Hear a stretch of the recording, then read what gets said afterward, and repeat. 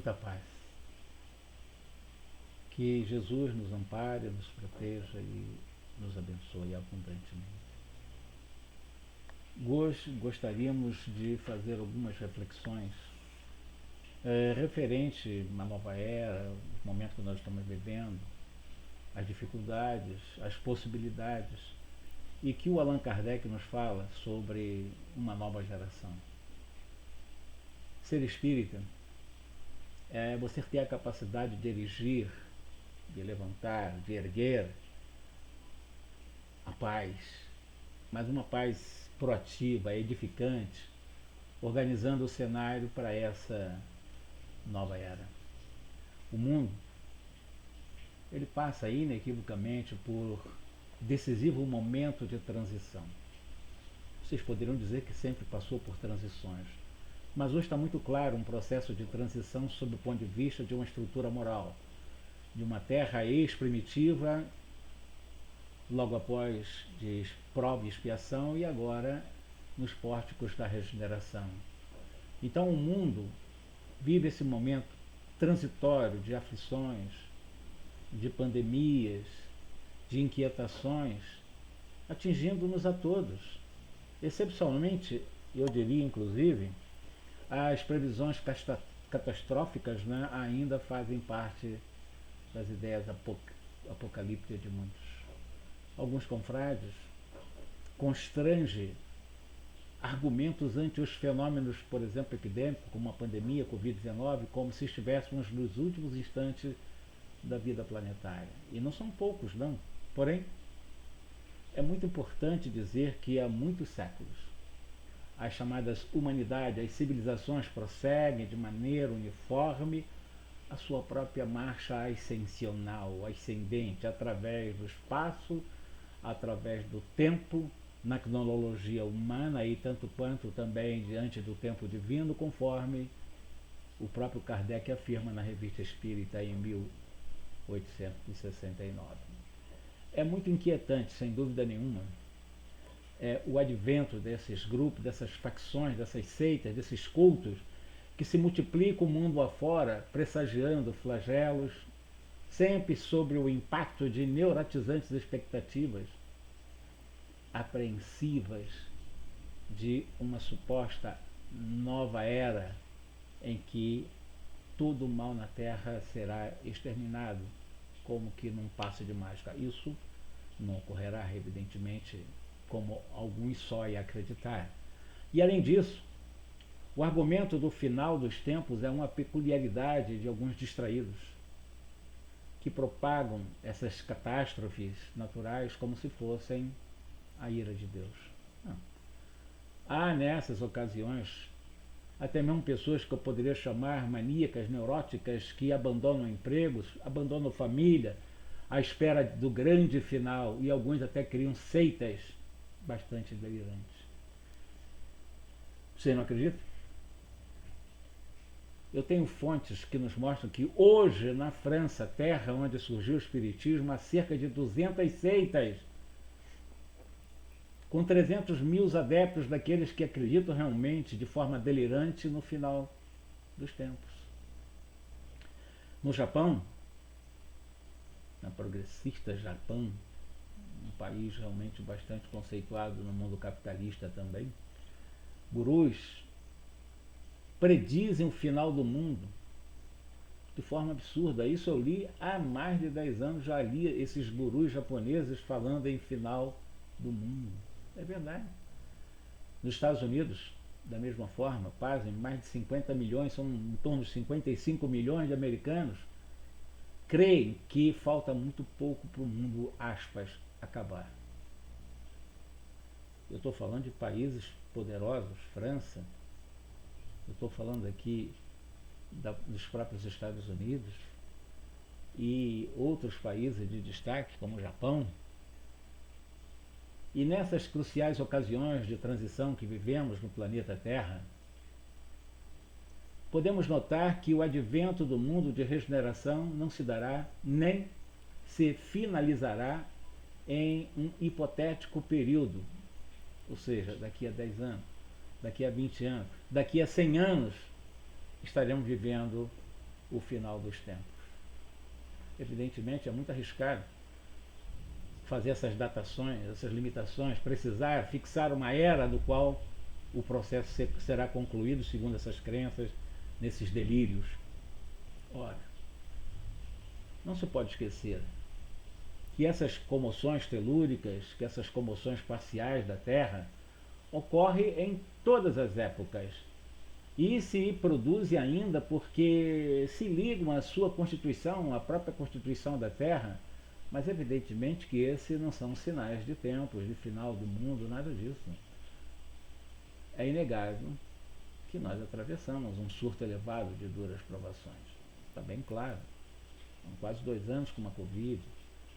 Há uns 10 anos, por exemplo, ocorreram comoções extraordinárias na crosta terrestre. E nós lembramos, foram aqueles terremotos violentíssimos, Haiti, outros que ocorreram também na região oriente, no Irã, tornados nos Estados Unidos, ondas gigantescas na Ásia, como os tsunamis, fenômenos como o antigo conhecido como La Niña e também o El Niño, ciclones, conhecidos como ciclones extratropicais.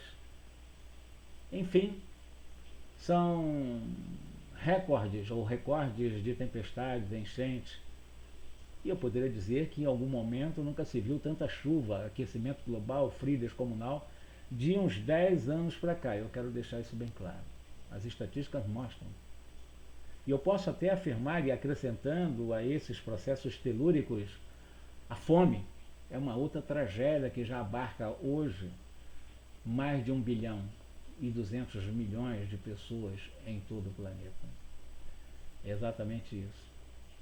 São muitas e muitas bocas que não recebem alimentação mínima de proteínas, de calorias, e já tem isso há algum tempo. E eu não sei em que momento nós podemos ter a sensibilidade para modificar esse quadro em que muitos queimam, jogam fora, enterram comida e mais de 1 bilhão e 200 milhões de pessoas passando fome. A exploração da chamada corrida nuclear, aquelas energias nucleares, ainda não é um assunto que nós poderíamos afirmar em sã consciência que está no controle humano, ainda não. Fala muito em desmatamentos, mas são fatos: desmatamentos, poluição da nossa atmosfera, a força da expansão do tráfico e o consumo de drogas e de armas, o que eu poderia chamar de banalização do comportamento no campo do desregramento sexual, a estimulação, na realidade, em função desses desequilíbrios, tendo como carro-chefe as revistas descuidadas, os jornais, os televisivos de jornais, da televisão, o próprio cinema, teatros, e assim vai, né? Além do próprio computador, pelas redes sociais, que fazem e propõem e divulgam situações que escapam à própria racionalidade humana. E precisamos ter exatamente toda a cautela, toda a prudência, todo o cuidado, considerando que há igualmente nesse contexto um preocupante vaticínio, uma certa profecia sobre a drástica redução da reserva d'água potável, pelo menos para daqui a umas 4 décadas. Nós teremos problema nessa área. Falta de água para beber.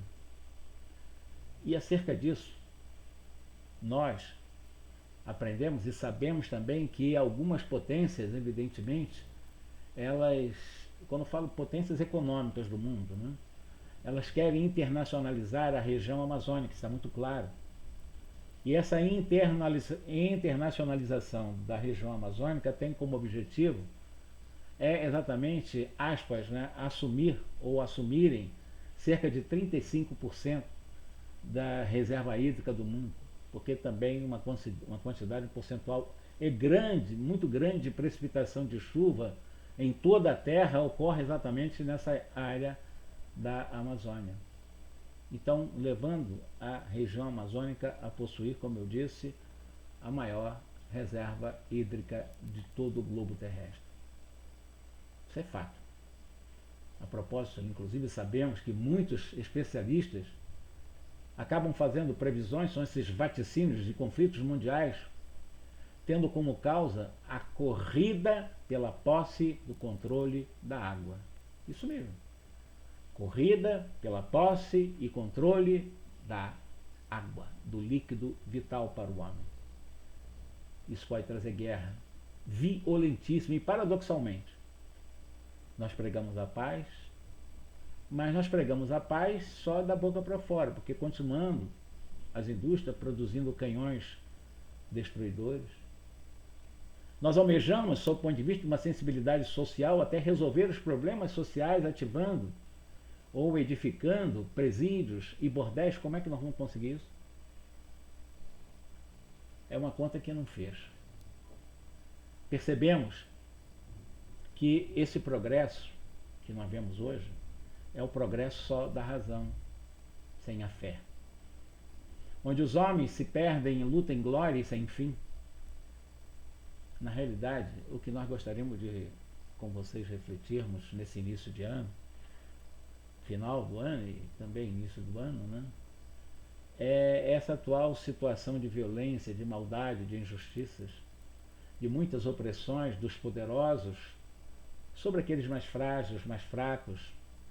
E eu estou falando isso tanto em nível de pessoas, em nível individual, como também de instituições, de nações, e certamente terá que ceder a algum lugar, pelo menos um espaço, né, para uma nova era de paz, de harmonia, de fraternidade, de solidariedade.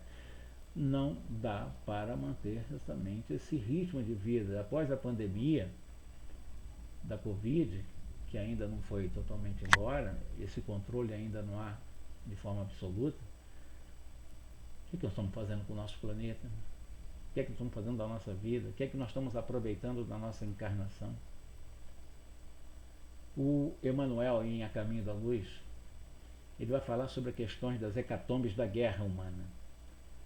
E tem uma frase que eu me lembro até de memória: épocas de lutas amargas. Desde os primeiros momentos e anos do século XX, a guerra ela se aninhou em caráter permanente em quase todas as regiões do planeta. Isso mesmo. Aí criaram convenções, Liga de Nações, Tratado de Versalhes, etc. E muitos outros pactos de segurança da paz mundial. Na realidade, movimentos esses que não têm sido senão fenômenos da própria guerra que somente terminarão com o ápice, o apogeu dessas lutas fratricidas, no processo de seleção final das expressões espirituais da vida terrestre, considerando a importância de incrementarmos as bases para a ampliação dos valores morais e não dos valores materiais. Dito isto, o século XX, recentemente findo, foi sem dúvida o século mais sangrento de toda a história humana registrada. É verdade. Que o diga Eric Hobsbawm, um grande escritor de A Era dos Extremos, um livro extraordinário, e ele com muita ponderação pontua de que teria sido talvez o menor século, do ponto de vista de cronologia histórica da história humana. Foi a Era dos Extremos Humanos. Está lá, nessa grande e maravilhosa e portentosa obra de Eric Hobsbawm, um grande historiador. Nós sabemos que ocorreram após a Segunda Guerra Mundial, pelo menos, 160 conflitos bélicos que resultaram em mais de 40 milhões de seres humanos mortos, depois da Segunda Guerra Mundial. E se nós contabilizarmos desde 1914, portanto, de um pouco mais de 100 anos para cá, quando começou a Primeira Guerra Mundial, na realidade esses números avassaladores sobem para 401 guerras e quase 200 milhões de almas desencarnaram por causa da guerra.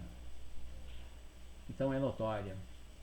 E nós sabemos hoje a capacidade científica do homem de ciência, mas a ciência ainda domada e dominada pelo dogma materialista, e essa avassaladora conquista científica, o avanço científico ainda está sob cabresto materialista. Os ensaios da genética, das clonagens, das células troncos, da cibernética, das conquistas chamadas espaciais, do império dos raios laser, e assim vai, das fibras ópticas tão faladas no mundo das telecomunicações, e os famosos supercondutores, dos chamados microchips, tão famosos também na área da cibernética, da nanotecnologia. Nós estamos vivendo esses momentos extremos. Nunca tivemos tanta capacidade de proporcionar bem-estar também, casa, moradia, educação, alimento, a todos. Embora, paradoxalmente, nunca tenhamos tido tantos desabrigados, tantos famintos e principalmente carentes, mendigos de educação. E aí? Como é que nós ficamos? Nós somos partícipes disso também. Amargamos os contrastes da hegemonia tecnológica em função dos avanços científicos materialistas, ao mesmo tempo em que somos abatidos diante da falta de comida e de doenças muito antigas que ainda avassalam e matam, como uma dengue hemorrágica, uma febre amarela, uma tuberculose, a própria AIDS ainda não está erradicada, e todos os tipos de entorpecentes fabricados, criados em laboratórios e outros naturais. Os nossos amigos espirituais, os benfeitores, eles lembram que o ocaso, o crepúsculo, não demora. E sob a desenvoltura de suas sombras espessas, não nos esqueçamos de que Jesus, o Cristo, constituirá o fulgor imortal da aurora futura, feita de paz, de fraternidade e de redenção, a caminho da luz. Foi dito esta frase e eu trouxe para a nossa reflexão. Considerando Jesus, aliás, quando eu usei o nome dele, que está uma época de chuva aqui, até houve o ribombo de um trovão, homenageando o nosso Mestre Jesus como o fulgor imortal da aurora de uma nova era aqui na Terra, de redenção. Para amenizar a noite que não tarda, está lá em A Caminho da Luz, recordemos que Jesus ensinou, e ele disse exatamente: então, perguntar-lhe-ão os justos: Senhor, quando foi que te vimos com fome e te demos de comer? Ou com sede e te demos de beber? Quando é que nós te vimos sem teto e te hospedamos? Ou sem roupa, despido e te vestimos? E quando foi que te soubemos doente ou preso e fomos visitar-te? O rei, complementa Jesus, responderá: em verdade eu vos digo, todas as vezes que isso fizeste a uns desses mais pequenos dos meus irmãos, foi a mim mesmo que o fizeste. Conforme registra Mateus, no 25º capítulo, no verso 37 e 40. Considerando essas nossas reflexões, nas próximas reencarnações, se ainda quisermos nós encontrar aqui o estoque razoável de água potável, como eu falei lá atrás, ar puro, como eu falei lá atrás, uma terra fértil, como eu falei lá atrás, menos lixo, como eu já falei, e um clima estável, precisaremos atuar imediatamente, sem perda de tempo, hoje. O tempo é hoje, o momento é hoje. A palavra de ordem é agora. Apesar dos pesares, não falta aquelas chamadas vozes otimistas que ainda pregou um porvir renovado sob a luz de uma nova era com convicção, e que nós respeitamos. E que nós vamos por esse caminho. É verdade. Mas, paralelamente, a todo esse caos jamais se viu em todos os tempos tantas pessoas boas. Acreditem, pessoas pacíficas, que se mobilizam em prol de programas assistenciais aos irmãos menos afortunados. Pessoas essas boas e pacíficas trabalhando voluntariamente por um mundo melhor, mais justo. Pessoas essas, evidentemente pacíficas, com total desprendimento, incorporando o legítimo espírito cristão. Para descontentamento daqueles partidários, daquelas pessoas negativistas, pessimistas, aqueles que usam exatamente as trombetas para poder anunciar o quanto pior, melhor, temos que pensar no melhor. Temos que pensar no melhor, não no pior. É quanto melhor, muito melhor. Felizmente, tudo está se transformando e até de uma forma acelerada. Atualmente trazendo mais conforto, melhor qualidade de vida ao habitante da Terra em vários aspectos. Não digo em maioria, mas em boa parte. A dor física relativamente está sob o controle da ciência. A própria longevidade ela foi ampliada. Hoje se dura mais tempo, um homem e uma mulher mais tempo do que 50, 60 anos. Né?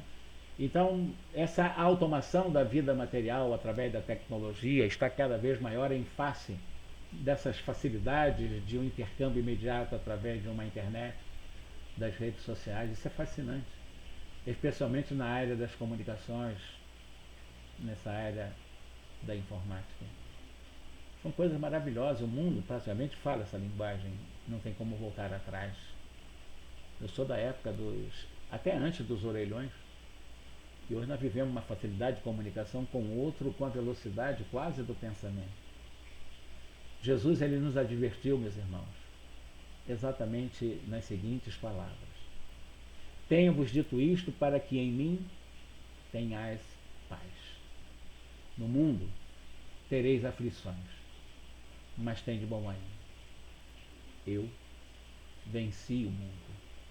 Isso está registrado em João, no 16º capítulo, no verso 33. Isso é maravilhoso. Saber que nós vivemos aflições, mas Jesus, o que maior aflição passou, venceu o mundo material, transitório. Precisamos nos identificar exatamente com essa verdade. Vencer o mundo, vencer as aflições. Viver no mundo sem ser escravo do mundo. Eu creio que ser espírita é constituir-se em um núcleo de ação edificante através do qual principia-se essa nova era. E eu não tenho dúvida. Fala-se no mundo de hoje qual se o mundo estivesse reduzido a uma casa em ruína absoluta. O espírita, nós, somos chamados à função de uma viga robusta, suscetível de mostrar que nem tudo se perdeu na Terra e nem tudo está perdido. Até aqueles negativistas que digam que a humanidade jaz num processo de total desagregação irrecuperável, não concordamos. Nós, espíritas, somos convidados a guardarmos-nos por célula sadia, capaz de ajudarmos a abrir caminhos à recuperação da estrutura social. Nós somos convidados. O espírita, onde surja a destruição, converte-se em um apelo à reconstrução, a refazimento. Onde estoure a indisciplina, o espírita faz-se esteio da ordem, e onde lavre o pessimismo, ergue-se de imediato por mensagem de esperança. É Emmanuel que nos ensina essas frases para reflexões. E em face dessas rápidas palavras, por mais difícil que seja o processo de seleção final dos valores morais da sociedade, nós não podemos esquecer jamais que Jesus é o nosso modelo, é o nosso guia, que Jesus é o Senhor absoluto da vida. Os seus mandamentos não passaram e jamais passarão. Ele é o nosso governador. E nessa esperança compreendamos que em suas mãos assentam-se os destinos do nosso planeta. Ele não abdicou do comando. E para que nós possamos fazer o desfecho das nossas reflexões, eu peço permissão para recorrer a Allan Kardec,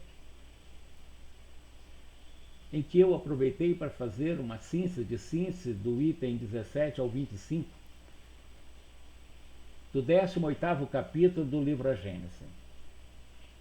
Prestemos atenção na fala de Allan Kardec nesses itens que eu elenquei e vejam a sabedoria, a capacidade, a sensibilidade do codificador diante de toda a realidade que vivemos na Terra. Ele diz: a fraternidade, ela deve ser a pedra angular da nova ordem social. Fraternidade. Mas não há fraternidade real, legítima, concreta, sólida, efetiva, se não se apoiar sobre as bases inabaláveis. Essas bases, ela tem como o cume a própria fé. A fé é muito importante, a certeza. Não é a esperança do verbo esperar, mas a esperança do verbo esperançar, é ir atrás daquilo que nós acreditamos que alcançaremos.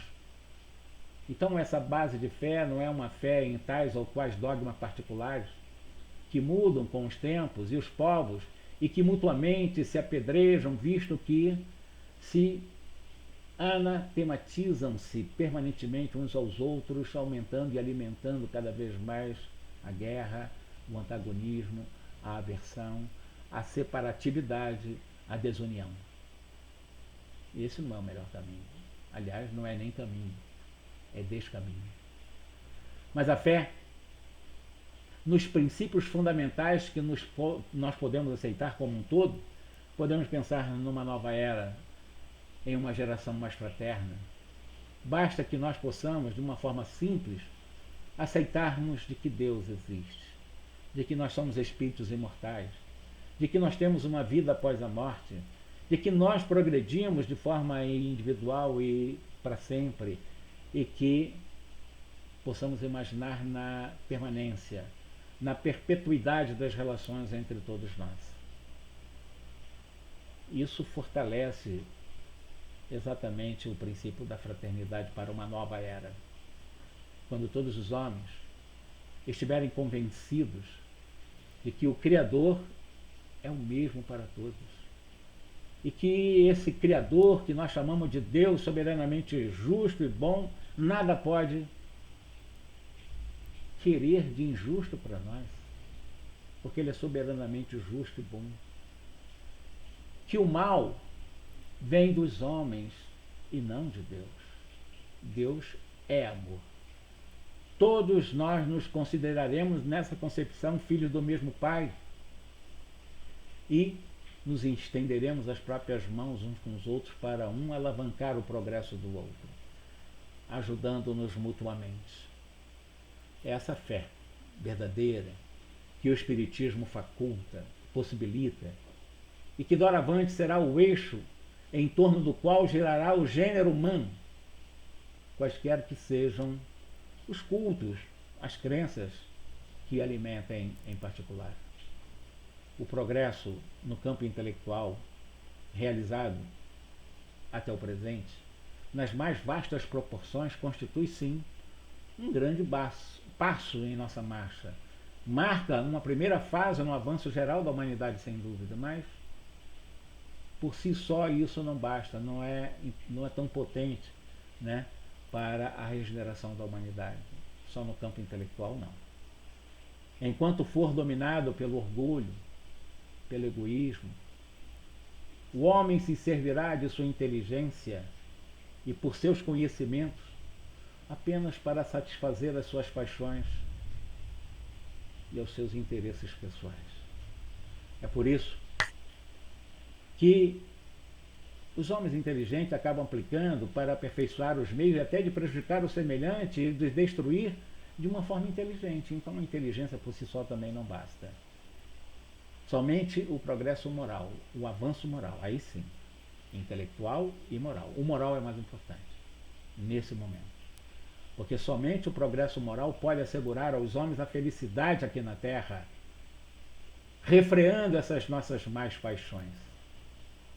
Somente esse progresso poderá realizar e fazer com que possamos reinar entre nós, permitirmos reinar entre nós como criaturas de concórdia, de paz, de fraternidade, somente com um arcabouço moral, não intelectual. O intelectual não trouxe muita coisa realmente de harmonia ainda não. Porque o homem esqueceu de avançar moralmente. Esqueceu dos códigos morais de leis da consciência. E será exatamente pela reforma moral que derrubaremos as barreiras que separam os povos. Faremos que caiam os preconceitos de casta, que se calhem os antagonismos de seitas, que ensinaremos a considerarem, todos nós nos considerarmos irmãos, nos auxiliar mutuamente, a nos darmos as mãos. Será ainda o progresso moral, sempre dentro do código moral de lei da nossa consciência, apoiado, secundado então pelo progresso da inteligência, aí sim, progresso intelecto-moral, que confundirá os homens numa mesma crença, fundada nas verdades eternas, e não sujeitas às contradições, às controvérsias, por isso mesmo, facilmente aceitas por todos. A unidade de crença será o laço mais forte, o fundamento mais sólido da fraternidade universal. A unidade de crença será esse laço mais forte para o fundamento mais consistente, mais robusto, mais sólido da legítima e possível fraternidade universal, impedida de efetivar-se desde todos os tempos pelos antagonismos religiosos, pelas brigas religiosas. Brigas religiosas que dividem povos, famílias, que fazem com que os dissidentes sejam vistos pelos outros como se fossem inimigos a serem evitados, inimigos a serem combatidos, e o pior, visto como inimigos a serem exterminados, em vez de irmãos a serem amados. Semelhante estado de coisas pressupõe uma mudança radical no sentimento da população, das massas. É um progresso geral que não se podia realizar senão fora do círculo das ideias acanhadas, corriqueiras, que ainda alimentam e fomentam o egoísmo. Em diversas épocas, homens de luz, homens de escola, homens lúcidos, homens esclarecidos procuraram impelir, impulsionar a humanidade para esse caminho. Mas o que é que nós fizemos enquanto humanos?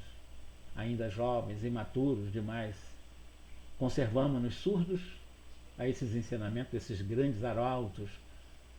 Eles ministraram, muitos deles deram a própria vida, mas deixando entre nós a boa semente, embora essas sementes caíram no pedregulho.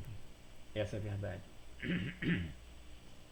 Hoje, a humanidade está madura para lançar o olhar às alturas, antes nunca entrevista, a fim de nutrir-se de ideias mais amplas, a fim de compreender o que antes não compreendia.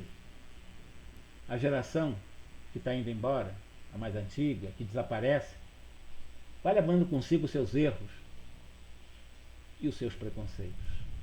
E a geração que vai surgindo, retemperada em fonte mais pura, mais esclarecida, imbuída de ideias mais saudáveis, imprimirá ao mundo o movimento ascensional, no sentido do progresso moral, que assinalará definitivamente essa nova fase evolutiva, essa nova fase da evolução da humanidade.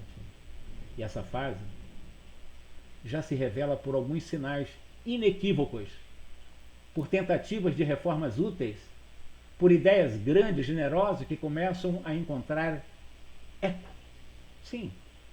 E é assim que vemos fundar-se uma imensidade de instituições protetoras, civilizadoras, emancipadoras sob o influxo de iniciativa de homens, evidentemente, predestinados a essa obra de regeneração para uma nova era.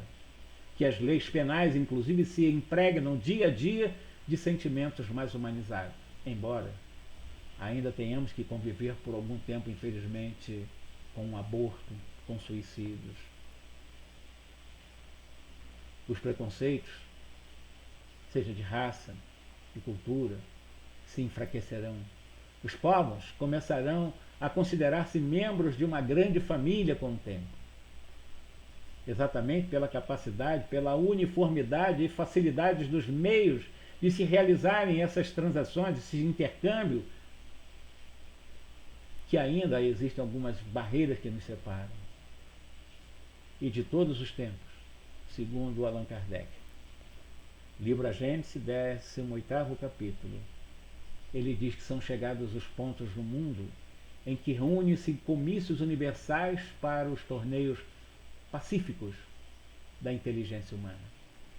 Mas, segundo ele, falta a essas reformas uma base que lhes permita desenvolver-se, completar-se, inclusive, e consolidar-se. Que base seria essa?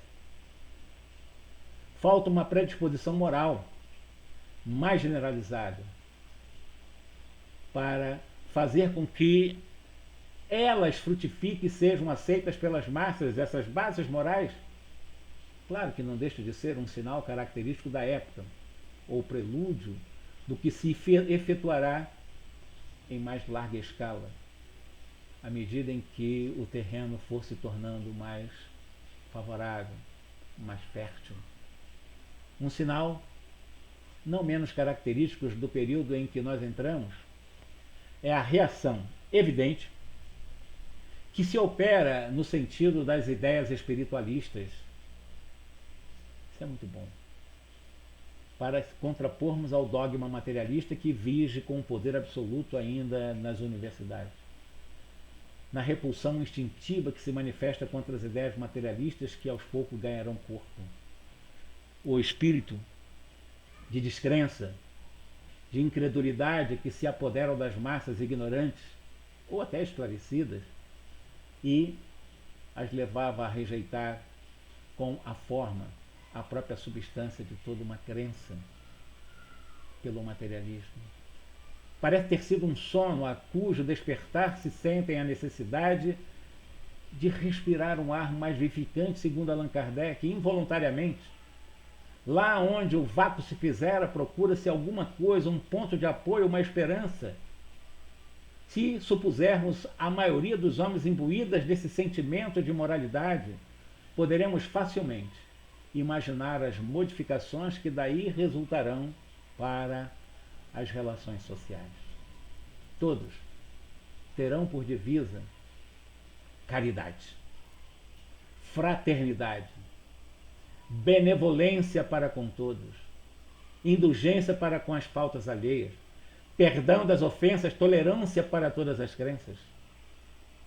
É a meta a qual tende, evidentemente, a humanidade, segundo Kardec, sendo esse o objeto de suas aspirações, de seus desejos, sem que, entretanto, ela perceba claramente por que meio as haverá de realizar. Falando a humanidade, as massas em si, ensaia, tateia, mas é detida por muitas resistências ativas ou pela força da inércia, dos preconceitos, das crenças estacionárias, das crenças refratárias ao progresso moral. Então, é preciso nós vencermos tais resistências e essa será a obra de uma nova geração, a que está chegando. Quem acompanhar o curso atual das coisas reconhecerá que tudo parece predestinado a lhe abrir o caminho. E eu disse isso.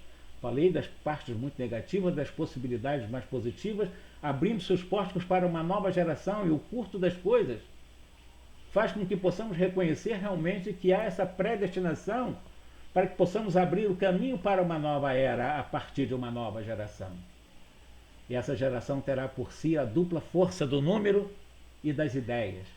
E, além disso, a experiência do passado. Diz o codificador,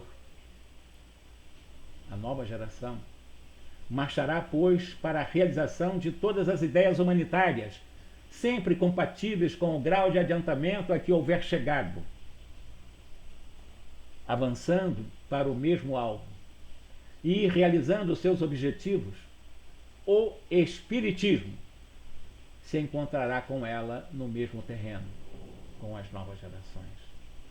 Os homens evolucionistas, os homens que têm uma visão de progresso, Descobrirão, não nas ideias espíritas, sobretudo e principalmente, uma poderosa alavanca para a transformação social. E o Espiritismo achará nos novos homens dessas novas gerações espíritos inteiramente dispostos a acolher as suas verdades para a transformação social. Dado esse estado de situação, de coisa, de conjuntura, o que poderão fazer então aqueles que pretendem opor-se ao Espiritismo, opor-se às verdades espíritas? Lembrando que o Espiritismo não cria uma renovação social, não. A maturidade da humanidade é que fará dessa renovação uma necessidade pelo seu poder moralizador, por suas tendências evolucionistas, pela amplitude de suas vistas, pela generalidade das questões que abrangem. A nossa doutrina espírita, mais do que qualquer outra doutrina na Terra, está apta, sim, a secundar o movimento regenerador do nosso planeta. E eu não tenho dúvida nenhuma, por isso, o Espiritismo ele é contemporâneo, ele está exatamente convivendo com esse movimento. Surgiu no momento em que podia ser útil, visto que também para ele os tempos são chegados. Chegou no século XIX. Se tivesse vindo mais cedo, teria encontrado obstáculos insuperáveis. O Espiritismo não teria sobrevivido se tivesse vindo no século XVII ou no século XV. Não. Porque teria inevitavelmente sucumbido. Porque à época os homens, satisfeitos com lá o que tinham, não sentiriam falta do que lhes traz o Espiritismo. A verdade é essa. Hoje, nascido com as ideias que fermentam, encontra o terreno preparado para receber as verdades espíritas. Os espíritos, cansados da dúvida e da incerteza, horrorizados com os abismos que se lhes abrem à frente, os acolhem com âncora de salvação e suprema consolação. Certamente, o número de retardatários ainda é muito grande, não aceitarão os princípios espíritas com facilidade. Mas o que eles podem contra a onda que vai ser avassalante, vai ser realmente forte? Pode ser algumas pedrinhas, não vão alcançar-nos. Essa onda é a geração que está surgindo. Ao passo que eles somem essa geração antiga, retrógrada, com a geração que vai desaparecendo, todos os dias, a passos largos no processo de seleção dos valores morais daqueles que vão permanecer na Terra e daqueles que serão, em algum momento, alijados da vida terrena. Até lá, porém, esses que ainda não foram alijados defenderão o terreno das suas mentiras, palmo a palmo. Haverá, portanto, uma luta inevitável, mas desigual, porque é a do passado decrépito a cair em frangalhos contra o futuro juvenil, que o Espiritismo representa em uma nova geração. Considerando aqui as nossas palavras finais, de muita gratidão, com 2022 maravilhoso para todos nós, com desafio sim, que Deus nos dê a força necessária para enfrentarmos desafios e superarmos todos eles. E nós não pedimos a Deus para que nos tire os desafios, as experiências, desafios, não. Que elas permaneçam em nosso caminho para que nós possamos, cada uma delas, serem vencidas e continuarmos crescermos e podermos estar par e passo também ao lado da nova geração, nessa grande e gigantesca e até mesmo corajosa proposta de transformação da sociedade como um todo, não de forma pontual. Será a luta da estagnação em algum momento contra o progresso? Sem dúvida, e nós estaremos preparados, porque essa luta da criatura contra a vontade do Criador, porque na realidade os tempos marcados por leis são chegados e o Espiritismo, como uma luz forte nesse caminho obscuro, como um verdadeiro holofote, haverá de iluminar os caminhos e caminharemos com essas gerações que chegam, valorizando o bem, tendo como foco o bem, o belo e o bom. Que Jesus nos ampare, nos proteja e nos abençoe. Muita paz, um grande abraço a todos.